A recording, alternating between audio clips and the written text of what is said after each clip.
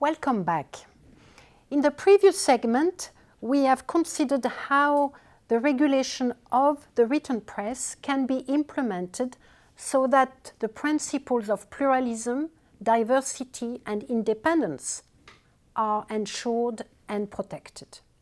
In this segment, we are going to look at those same principles in the context of the broadcasting media, meaning television and radio. And we will see how there are some very good reasons as to why the regulation of broadcasting may be quite different from the regulation of the written press. Let me introduce the segment with a couple of examples. The first one is an example I've mentioned earlier. Radio Caracas Television, RCTV, one of the oldest television stations in Venezuela. It was denied a renewal of its broadcasting license in 2007, its equipment was seized, and so on and so forth.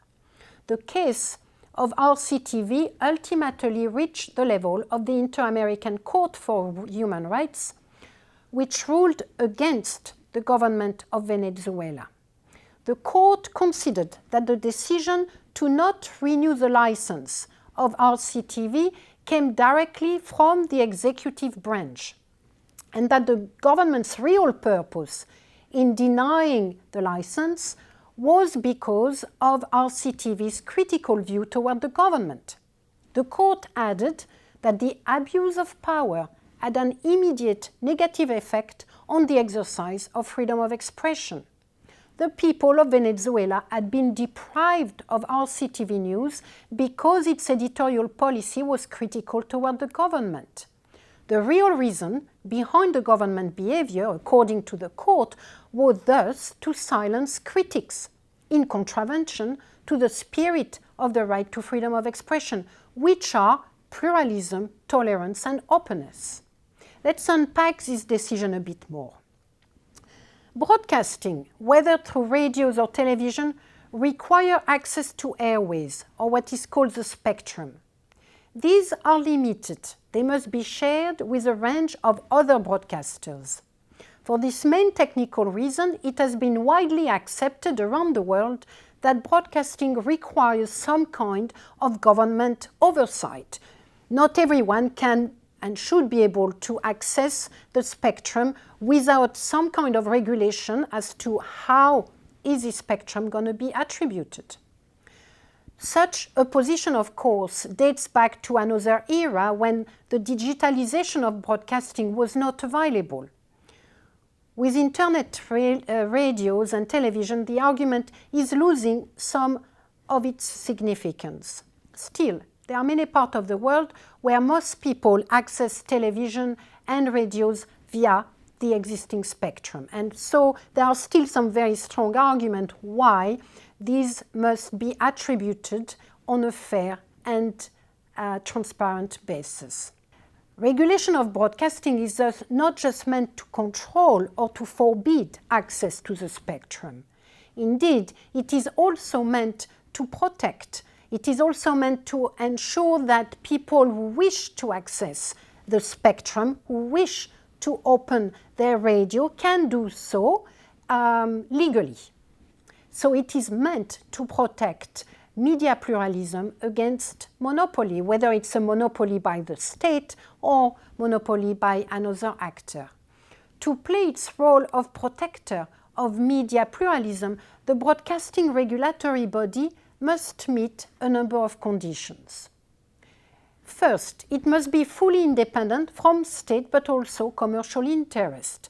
Among other things, this independence is demonstrated through the appointment process of the members and the allocation of the license. This is where the Inter-American Court took exception with the treatment of Radio Caracas Television. The decision not to renew the license was political. It was not a regulatory decision. It had nothing to do with getting access to the spectrum or too many people being on the spectrum. It was, strictly speaking, a political decision. And as thus, it was violating the right to freedom of expression. Second, The regulatory body for broadcasting should take all measures necessary to ensure that there is no state or other forms of monopoly over broadcasting. And here I quote from the Inter-American Court in its ruling over the Radio Caracas, Venezuela. State monopolies are incompatible with the right of the public to receive information from a variety of sources. Simply allowing private broadcasters, however, is not enough. State should take steps to ensure that broadcasting licenses are awarded to operators who collectively present a wide and balanced range of views and information which serves the interest and the needs of the population as a whole. Here, the Inter-American Court is really demonstrating what the principle of pluralism means in practice. It means a plurality of media outlet, a plurality of views, broadcasting views, being heard on the spectrum, and that means no monopoly of any kind. Thirdly, and again largely to ensure media pluralism, the regulatory body should provide for three kinds of broadcasting: public, private, and community broadcasting. Now, these are concepts which you may not have come across, but I think you may already have some ideas of what we mean here. What is public broadcasting? Public broadcasting is not state broadcasting. In fact, under international standard, there should be no broadcaster owned by the state. There should be a broadcaster supported by the state to push forward public interest news. This is the so-called public broadcasting. It may be state-funded, but it does not serve the interest of the government, it serves the interest of the public.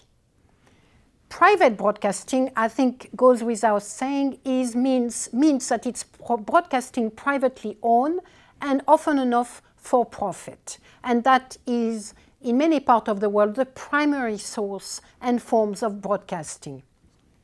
There is a third form of broadcasting which is very important in many parts of the world, and it's called community broadcasting. There is no real definition of what is meant by community broadcasting, or rather the definition is so broad it may lose its meaning. But basically it's usually not for profit, it's community-based, and by community I mean either geographical community or a community of interest, and it usually tends to serve the interest of a particular community or of a particular objective or topic. So there will be community broadcasting on peace. There may be community broadcasting for women. There may be community broadcasting indeed for some religious groups. It usually takes the form of an association or a non-governmental organization. And those three forms of broadcasting, public, private, and community, should be protected by the regulatory body in place to attribute the spectrum. All of those three forms of broadcasting should be able to access the airways in order to broadcast to their public, how big or small their public may be. Let's consider a few more cases to illustrate the topic of broadcasting regulation. Here, I would like to highlight the case of Radio Özgür Radio, based in Istanbul. Again, it had its broadcasting license suspended twice, once for 90 days and another time for a year, by the Turkish Broadcasting Regulatory Authority, RTUK. RTUK found that the station's programs incited people to engage in violence, terrorism, and undermined the country's territorial integrity, which were ground for suspension.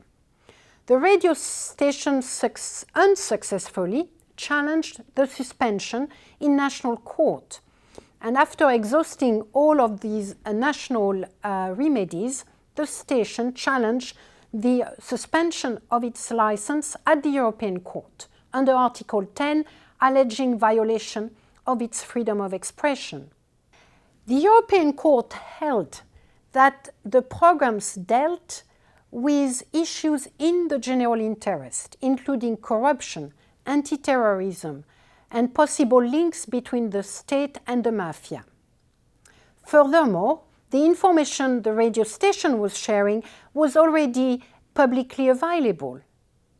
Additionally, the court said, although some programs were aggressive in tone, they never called for violence.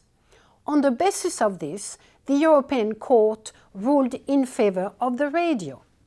So here we need to highlight the fact that the Broadcasting Regulation Authority can deny a license on the basis of programs that may indeed be inciting to violence. However, not all programs that displease the government or the authorities can be indicted under the national security issue or under issues related to hate speech. And that's what the European Court highlighted, that there was nothing in the programming of that radio that amounted to incitement to terrorism or to hatred.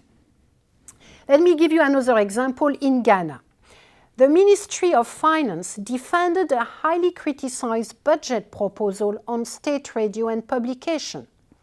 A member of the New Patriotic Party, which is the opposition party, requested access to the main television, the Ghana Broadcasting Corporation, in order to comment on the budget proposal. But he could not access the airways. The New Patriotic Party then sued the national broadcaster for violation of the Constitution, which affords fair opportunities for the presentation of divergent views and dissenting opinions. Indeed, the Constitution requires the state to provide fair opportunity to all political parties to present their programs to the public by ensuring equal access to the state-owned media.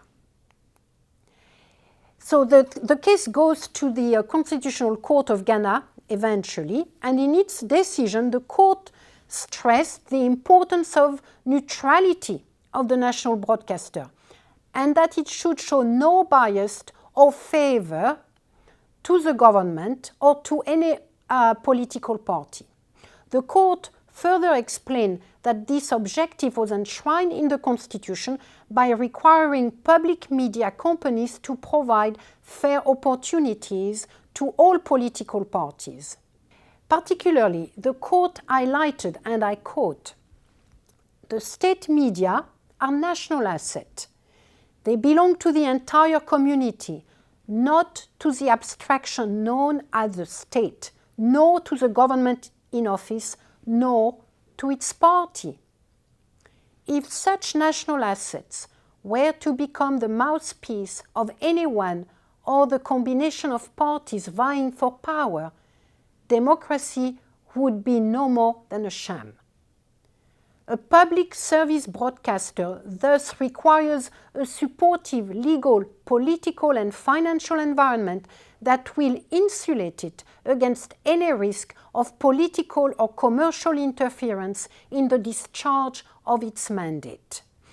In that example here, we have a remarkable demonstration of what public service broadcasting means, how different it is from private own broadcasting, and the importance of regulation in order to protect public service broadcasters against the government, of course, and particularly political interest or political parties. In conclusion, we have learned in this segment that the broadcasting sector can be the object, and indeed should be the object, of regulation in order to protect fair, transparent, and balanced access to the airways, to the so-called spectrum, in order to protect against monopolies, particularly against state monopolies. These are at the heart of the implementation of media regulatory principles, meaning pluralism, diversity, and independence. In the next segment, we will consider what this means for individual journalists. Thank you very much.